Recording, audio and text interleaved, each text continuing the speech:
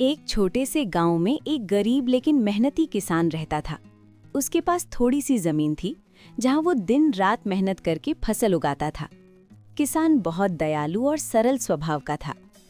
एक दिन खेत में काम करते समय उसे झाड़ियों के पास से म्याऊं म्याऊं की आवाज सुनाई दी।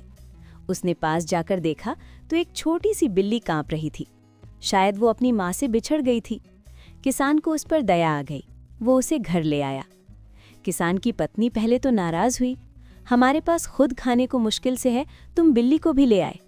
किसान मुस्कुराया और बोला, भगवान ने चाहा तो सबका पेट भर जाएगा।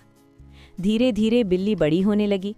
वो घर में इधर उधर घूमती और चूहों को पकड़ने लगी। पहले किसान के घर में बहुत चूहे थे जो अनाज कुतर जाते थे। अब बिल्ली के कारण चूहे भाग गए।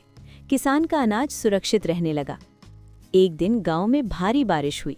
किसान की फसल का कुछ हिस्सा खराब हो गया। घर में खाने की कमी होने लगी। किसान बहुत चिंतित था। उसी रात बिल्ली जोर जोर से आवाज करने लगी।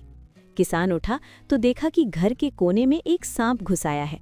बिल्ली ने साहस दिखाते हुए सांप पर हमला कर दिया और किसान को जगा दिया। किसान ने डंडे से सांप को भगा दिया।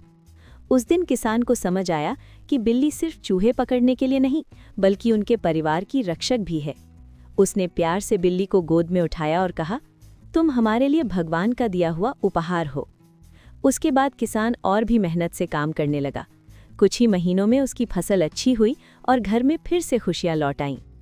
इस कहानी से हमें ये शिक्षा मिलती है कि दयालुता का फल हमेशा मीठा होता है। जो दूसरों की मदद करता है, उसे समय आने पर मदद जरूर मिलती है।